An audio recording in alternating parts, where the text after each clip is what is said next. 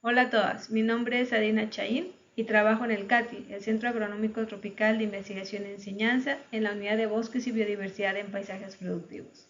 El objetivo de este video es hablar del concepto de la biodiversidad y entender primero qué es la biodiversidad, qué es una especie y qué es un ecosistema, por qué es importante la biodiversidad, qué son los servicios ecosistémicos, si podemos encontrar biodiversidad más allá de los ecosistemas naturales como son los bosques, y las principales amenazas sobre la biodiversidad y los potenciales impactos negativos sobre nosotros los humanos. Bien, empecemos por la pregunta de qué es la biodiversidad. La biodiversidad también se conoce como diversidad biológica, es decir, van a ver el uso de esos dos conceptos dependiendo de la persona o el texto que los utilice. Y se refiere a la variedad de seres vivos dentro de un área determinada. Cuando digo un área determinada, me puedo estar refiriendo a la biodiversidad que hay en mi jardín, o a la biodiversidad que hay en un parche de bosque, o a la biodiversidad que hay en todo el planeta Tierra. Y en general, cuando hablo de biodiversidad o diversidad biológica, me refiero a todos los seres vivos que habitan el planeta Tierra, incluyendo a las especies silvestres y también a las especies de plantas y animales domésticos. El concepto de biodiversidad es amplio. Incluye no solo la diversidad de especies, sino también la diversidad genética y la diversidad de ecosistemas. Cuando hablo de diversidad genética, me refiero a la variedad dentro de una misma especie dada por la variación en sus genes, en su ADN. Y un ejemplo clásico es ver estos dos individuos de jaguar, que son la misma especie, uno con un pelaje completamente negro y otro con el pelaje típico amarillo con manchas negras. ¿Qué sucedió aquí? Una mutación en el ADN o en los genes del jaguar negro hizo que presentara este tipo de pelaje. Sin embargo, es la misma especie y ambos pueden reproducirse entre sí. Cuando hablo de diversidad de especies me refiero a las diferentes especies dentro de una comunidad de ecosistema, y cuando hablo de ecosistemas me refiero a la diversidad de ecosistemas, me refiero a los diferentes ecosistemas que existen en un paisaje, en una región o país. Y cuando hablo de ecosistemas comienzo a incluir el medio abiótico, es decir, más allá de los organismos vivos que existen en la comunidad, existen una serie de procesos que ocurren dentro de ese ecosistema que hacen que ese ecosistema funcione. Es decir, hay fotosíntesis, hay ciclaje de nutrientes, hay intercambio gaseoso, hay descomposición de hojarasca, hay almacenamiento de carbono, hay dispersión de semillas. Entonces estoy empezando a hablar de la interacción entre especies y de las especies con su medio abiótico. Al hablar de los niveles de biodiversidad, es natural que hablemos también del concepto de organización biológica. Los niveles de organización biológica se refieren a los diferentes grados de complejidad en que se organizan los seres vivos. De esta manera sabemos que las células forman organismos, que los organismos forman poblaciones, que conjuntos de poblaciones forman comunidades, que las comunidades forman ecosistemas y en su conjunto forman el concepto de biosfera. Habiendo ya repasado los conceptos de diversidad biológica y organización biológica, veamos el concepto de especie.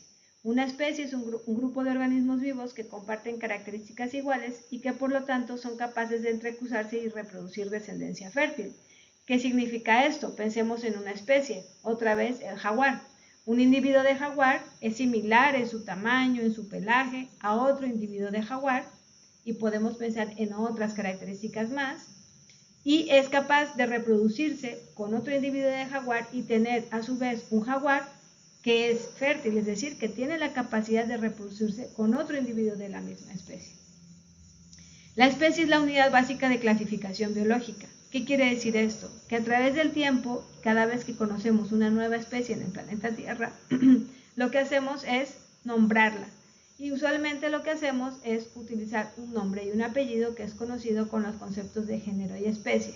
Además, también le damos apodos o nombres comunes a las especies. De esta manera yo estoy hablando del jaguar, que a veces también se conoce como tigre, pero su nombre científico es el género Panthera y la especie Onca. Cuando nos referimos a un individuo de Panthera onca, nos referimos a un individuo que pertenece a esa especie conocida como jaguar o tigre. Siguiendo con estos niveles de organización biológica, veamos entonces el concepto de población, comunidad y ecosistema. Una población entonces es un conjunto de organismos de una misma especie. Una comunidad es un grupo de poblaciones de varias especies que viven en un mismo lugar, y un ecosistema es un conjunto de comunidades que interactúan con su medio ambiente. Pensemos en un ejemplo, la población de lapa verde en la zona norte de Costa Rica, en los bosques de Sarapiquí, por ejemplo. Todos los organismos pertenecen a esa especie de lapa verde. Las lapas verdes viven en las partes altas de los bosques, digamos en los estratos altos de los bosques. Entonces podríamos pensar en la comunidad de aves de los estratos altos de los bosques o en la comunidad de aves de los bosques de Sarapiquí. En ese sentido, estaríamos pensando no solo en una especie, hay cientos de especies en esos bosques, todas de aves. Y luego podríamos pensar en los bosques húmedos de la zona de Sarapiquí, en donde no solamente hay aves, sino hay roedores, hay reptiles, hay anfibios y hay insectos. Y ese sería el ecosistema del bosque húmedo de la zona norte de Costa Rica. Ahora, otra pregunta que puede surgir es si la biodiversidad o diversidad biológica es similar en todas las regiones de nuestro planeta Tierra. La respuesta es que no. Hay regiones con mayor diversidad que otras. Y aquí sale el concepto de puntos calientes de biodiversidad, que son regiones que han sido reconocidas a través de todo el planeta Tierra como altamente diversas, es decir, que tienen una alta diversidad de especies, un alto número de especies, pero que además estas especies son únicas de esos lugares. Eso se llama especies endémicas, son especies que solo se van a encontrar ahí. Costa Rica tiene especies endémicas y cada país o cada incluso región dentro de un país puede tener especies endémicas. En ese sentido, existen 36 áreas que califican como puntos calientes de biodiversidad. En su totalidad representan aproximadamente el 2.5% de la superficie de todo el planeta, pero tienen más de la mitad de las especies de plantas que existen en todo el mundo y casi el 43% de todas las especies de aves, mamíferos, reptiles y anfibios. Bien, ahora las invito a reflexionar entonces si creen que en los ecosistemas en los que ustedes habitan y los agroecosistemas o los sistemas productivos en los que ustedes trabajan existe biodiversidad o no, si esta biodiversidad es baja o es alta y si estos sistemas productivos tienen un efecto negativo o positivo sobre la biodiversidad. Las cosas que hacemos de manera cotidiana tenemos que empezar a pensarlas desde la perspectiva de la biodiversidad. Entonces, ¿por qué es importante la biodiversidad? Ya entendimos el concepto de biodiversidad, que la biodiversidad tiene varios niveles, que hay zonas con más y menos biodiversidad. Pero ¿por qué es importante la biodiversidad? Bueno, hay tres razones principales. Primero, por su propio valor de existencia. ¿Y a qué me refiero con esto? A que la biodiversidad tiene un valor único solo por el hecho de existir, así como nosotros tenemos también como humanos un valor por el hecho de existir. Segundo, por las funciones que soportan los ecosistemas, o sea, todos los procesos que ocurren naturalmente en los ecosistemas. Sin ellos no podríamos vivir y los otros seres vivos tampoco podrían vivir. Necesitamos de la fotosíntesis, de la formación de suelos, etc. Y justamente relacionado a esa segunda razón está lo que llamamos los beneficios que esas funciones generan al ser humano y que son los conocidos como servicios ecosistémicos o servicios ambientales. Entonces, ¿qué son los servicios ecosistémicos? Bueno, los servicios ecosistémicos, también conocidos como servicios ambientales, son justamente los procesos y condiciones a través de los cuales los ecosistemas de los que hemos estado hablando y las diferentes especies que viven en esos ecosistemas sostienen y satisfacen las necesidades humanas. Cuando hablamos de servicios ecosistémicos, sinónimo de servicios ambientales, estamos hablando de beneficios. Estos beneficios los solemos agrupar en 4 grandes categorías que se conocen como servicios de apoyo y sostenimiento, servicios de aprovisionamiento, servicios de regulación y servicios culturales. Y en esta figura pueden ver algunos ejemplos de cada uno de ellos, pero vamos a repasarlos un poco más de cerca en varias diapositivas. Viendo a detalle cada uno de ellos, entonces tenemos los servicios de apoyo y sostenimiento. Estos son los procesos y funciones que son fundamentales o esenciales para la generación de los demás servicios.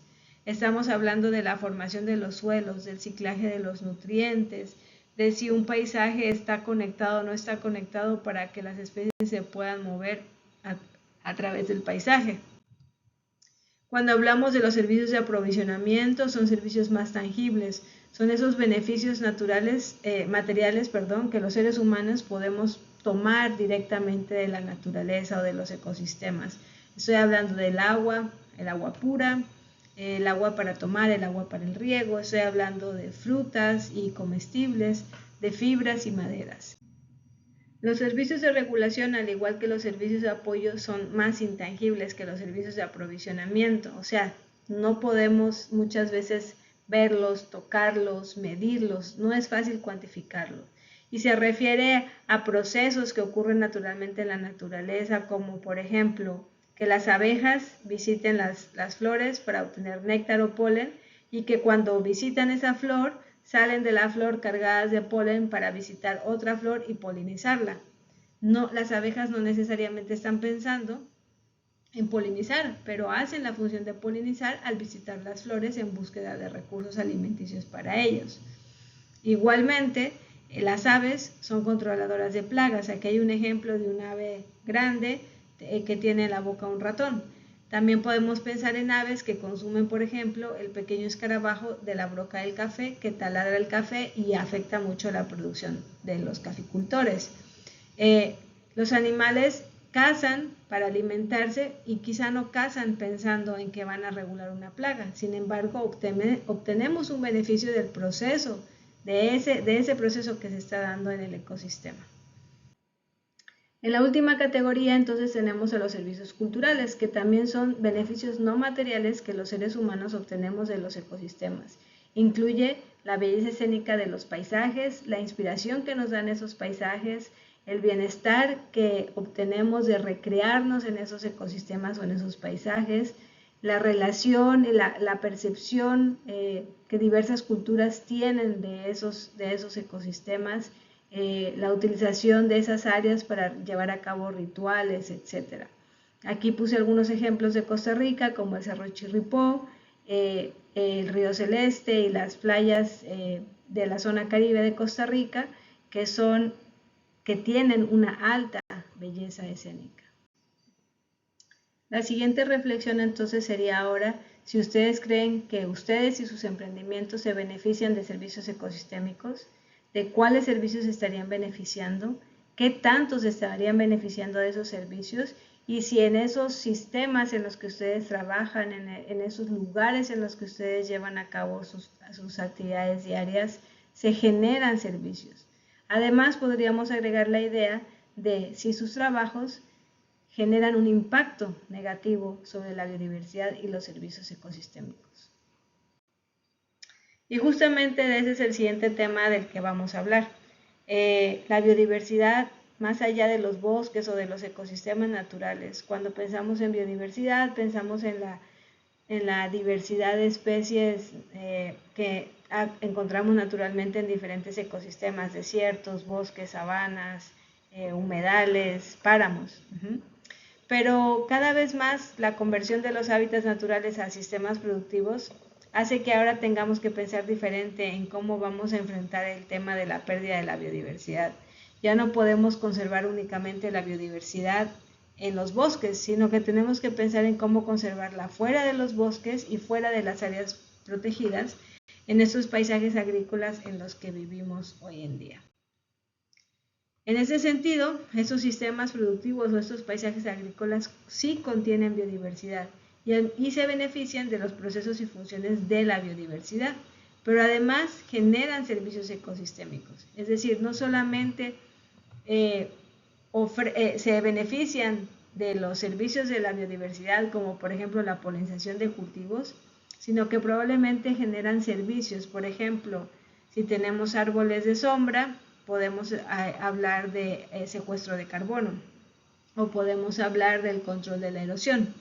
Entonces, podemos pensar que los cultivos y las áreas ganaderas sí tienen biodiversidad, sí se benefician de los servicios ecosistémicos, pero además también producen servicios ecosistémicos. Y tenemos que pensar que esos servicios ecosistémicos van más allá de los límites del sistema productivo, o sea, más allá de los límites de mi parcela o de mi finca. Al principio de la plática hablaba de lo que era la diversidad y que incluía no solo plantas y animales silvestres, sino también plantas y animales domesticados. Y aquí se utiliza el concepto de agrobiodiversidad. Entonces decimos que la biodiversidad presente en paisajes agrícolas nos proporciona alimento y medios para producirlo, pero esas plantas y animales que consumimos, como los organismos presentes en el suelo, o los polinizadores y los enemigos naturales de las plagas y enfermedades que están en esos sistemas que apoyan la producción agrícola, son parte de la biodiversidad. Entonces, cuando pensamos en una plantación de cacao, cuando pensamos en una plantación forestal, cuando pensamos en un sistema ganadero con árboles o con cercas vivas, tenemos que pensar en que ahí existe biodiversidad y podemos utilizar el concepto, si queremos, de agrobiodiversidad. Entonces, continuando con esta idea de la biodiversidad más allá de los ecosistemas naturales y de los beneficios que la biodiversidad otorga a los sistemas de producción de alimentos, resaltamos servicios como el agua, el suelo, la polinización y el control de plagas. En el tema de polinización les quería dar algunos ejemplos. Por ejemplo, el 87.5% de las plantas con flor son polinizadas por insectos y los cultivos que dependen en alguna medida de la polinización que es realizada por los animales, ya sea abejas, escarabajos, aves, murciélagos o mariposas, corresponden al 35% de la producción global de alimentos. O sea, hay muchos cultivos que dependen de una u otra manera de la polinización. Y muchas veces esas plantas solo pueden ser polinizadas por ciertas especies que a través de mucho tiempo se han ido adaptando a la forma de esas flores. Entonces, a lo mejor solo pueden ser polinizadas por un colibrí que tiene un pico especial, de un largo especial, o por una abeja que tiene un tipo de patas o pelaje especial, ¿verdad? Entonces, si afectamos el número de especies o la cantidad de abejas, por ejemplo, que encontramos en un lugar, entonces eso tendría un efecto directo en el rendimiento de muchos de los cultivos. Otro ejemplo es la presencia de enemigos naturales, y en naturales quiere decir que ocurren naturalmente en esos paisajes o en esos ecosistemas y que ayudan a lidiar con plagas y enfermedades. Por ejemplo, aves que consumen roedores o aves que consumen insectos. También la presencia de estos organismos o controladores naturales hace que haga menos falta utilizar control químico, y así también evitamos la contaminación y los impactos negativos de estos agroquímicos sobre nosotros y sobre el resto de la biodiversidad. Y bueno, obviamente el agua es necesaria para las actividades productivas, ¿no? Para regar, para mantener los cultivos a través del tiempo, sobre todo en época seca. Necesitamos agua para que los cultivos crezcan, para mantener a nuestro ganado, y pues sin suelos adecuados no podríamos hacer agricultura. Ahora bien, es cierto que hay sistemas de producción que dependen menos o más de ciertos servicios ecosistémicos. En este caso, en el ejemplo del café arábica, se sabe que la especie se puede autopolinizar, es decir, que no necesitaría de un agente externo, de un animal, de una abeja, de una mariposa, para polinizarse. Sin embargo, sabemos que sí se beneficia de la polinización cruzada, es decir, de que una abeja o una mariposa o otro organismo lleve y cruce, transporte el polen de una flor a otra. En el otro caso, por ejemplo, el chayote no es autopolinizable y necesita 100% de las abejas u otros organismos para polinizarse.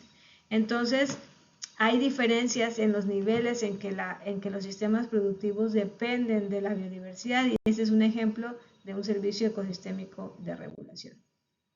Y también es cierto que hay sistemas productivos que son más diversos que otros. Entonces sabemos que podemos cultivar el café a pleno sol o podemos cultivar el café en sistemas agroforestales en el que el cultivo está asociado con especies leñosas, que pueden ser especies que ya estaban ahí en ese ecosistema y las personas dejaron, o que son especies que plantamos como el laurel o el poro. o sabemos que podemos tener monocultivos de maíz, por ejemplo, o una milca diversificada en la que no tenemos un solo cultivo, sino que tenemos diversos cultivos que acompañan al cultivo principal, que es el maíz, ¿no? Y entonces lo que esperaríamos es que estos ecosistemas agroforestales o de milpas diversificadas pues contengan en sí mismos mayor biodiversidad y posiblemente también ofrezcan eh, servicios ecosistémicos más allá de la parcela, y hablamos otra vez de regulación del clima, de control de la erosión, por ejemplo. Bien, ya para ir finalizando, pues tenemos que hablar también de las amenazas a la biodiversidad y los medios de vida de las personas que se relacionan con esa biodiversidad. Uno de ellos es el cambio de uso de suelo y la transformación de los sistemas de producción. Hemos pasado de tener paisajes naturales, heterogéneos, muy diversos, con muchas plantas, insectos, en donde los bosques o la vegetación incluso sirven de barrera contra algunos patógenos, algunas plagas, a sistemas de producción que en un principio eran más sostenibles o menos intensivos.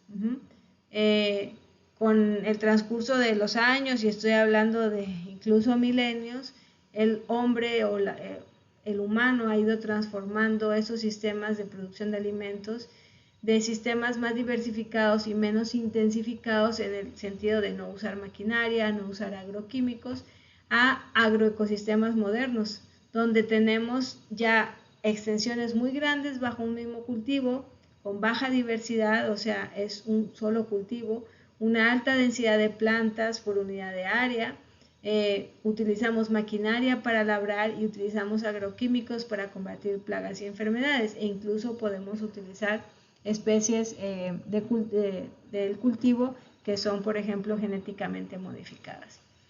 Entonces, esta adopción de las prácticas modernas en estos sistemas agrícolas modernos lo que hacen es reducir la diversidad de plantas y animales que existen dentro de la parcela y por lo tanto también reducen la biodiversidad. Y hay un ejemplo en cómo conforme aumenta la modernización, por ejemplo, se espera que baje la diversidad de microbios en el suelo, con las repercusiones que esto tiene sobre la productividad del sistema. Entonces, el cambio de uso de suelo significa que hemos transformado los ecosistemas naturales a otros usos de suelo y que además a través del tiempo estos usos de suelo se han intensificado, entendiendo intensificar como mayor utilización de productos y de maquinaria en esos sistemas. Otra de las amenazas tiene que ver con el cambio climático. Y el cambio climático es simplemente cambios a largo plazo en los patrones del clima, es decir, la temperatura y la precipitación. Y sabemos hoy en día que el cambio climático es causado principalmente por la actividad humana, o sea, estamos emitiendo mayor cantidad de gases de efecto invernadero al construir fábricas, utilizar carros, utilizar aerosoles, y eso tiene como consecuencia aumentar las temperaturas y que haya más eventos climáticos extremos, es decir, que llueva más de lo esperado o que llueva menos de lo esperado, por ejemplo, o que las épocas de sequías duren más y las épocas lluviosas tarden más en llegar, y por supuesto una de las consecuencias es la pérdida de biodiversidad. ¿Por qué? Porque, por ejemplo, puede estar habiendo cambios en la floración de las plantas. Si ya no llueve cuando usualmente llueve, o hay temperaturas muy grandes, o la primavera empieza después, las plantas no florean cuando uno esperaría, y eso incluye los cultivos. Eso quiere decir que posiblemente si están floreciendo en otro momento, quizá ya no está, digamos, adaptada o no está sucediendo al mismo tiempo que se reproducen, por ejemplo, las abejas, y entonces no hay abejas para polinizar las flores cuando debería haber, ¿no? También vemos cambios en la migración, por ejemplo, de las aves. Muchas de las aves de las que he hablado que controlan, por ejemplo, la broca del café, vienen desde Estados Unidos o Canadá, y ahora con los cambios en los inicios de las estaciones, las aves están migrando en otros momentos del año.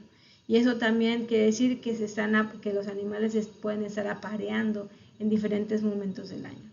Entonces, Partimos del principio que ecosistemas menos diversos son más vulnerables al cambio climático, porque al haber menos especies, la posibilidad de que esas especies se adapten a esos cambios en el clima va a ser menor, ¿no? Y por lo tanto, el cambio climático acaba teniendo un impacto también sobre los servicios ecosistémicos que ofrece la biodiversidad. Aquí vemos algunos ejemplos de lo que pasa o que se espera que pase o está pasando con el cambio climático.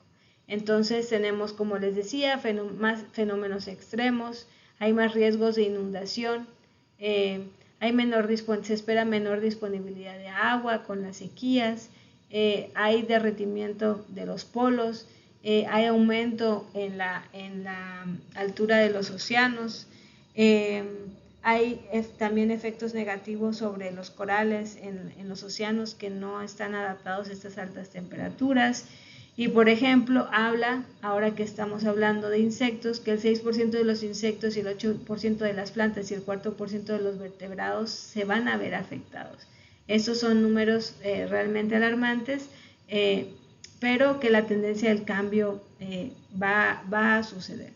Lo que podemos entonces y necesitamos hacer ahora es comprender con estudios cómo la biodiversidad está cambiando y cuáles serían las potenciales formas en que esta biodiversidad se va a adaptar ante el cambio climático. El cambio climático, por lo tanto, afecta el bienestar humano, afecta nuestra salud, nuestra capacidad de cultivar nuestros propios alimentos y muchas veces no solamente cultivamos para subsistencia, sino cultivamos como una forma de vida para vender nuestros productos, exportar nuestros productos, nuestra vivienda y nuestro trabajo. Y es importante decir que el cambio climático afecta más a las mujeres rurales y de bajos recursos.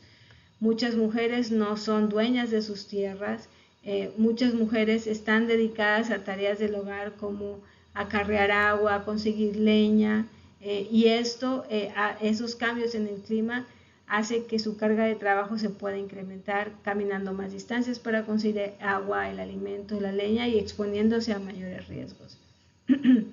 Y esto hace que también es la razón por la que el cambio climático afecta más a las mujeres, es porque usualmente tienen menor acceso a recursos y toma de decisiones rurales. Y terminar diciendo que el trabajo que ustedes hacen pues puede tener un impacto positivo sobre la biodiversidad, pues como mujeres siempre podemos participar en campañas de reforestación, promover el ecoturismo, trabajar y promover el ecoturismo, cultivar de manera sostenible, asociarse en grupos o cooperativas que cuiden la tierra y generen ingresos. Y yo creo que como mujeres, si bien nos podemos ver más afectadas se pueden ver más afectados los roles que tenemos dentro de nuestras comunidades con los cambios en la biodiversidad esperados por los cambios en el clima o los cambios por la deforestación y la pérdida de hábitat, tenemos también una gran oportunidad de hacer cambios positivos para la biodiversidad. Solamente entonces les agradezco por su atención y pues quedo atenta para cualquier duda que ustedes pudieran tener y les deseo muchos éxitos en sus actividades. Muchas gracias.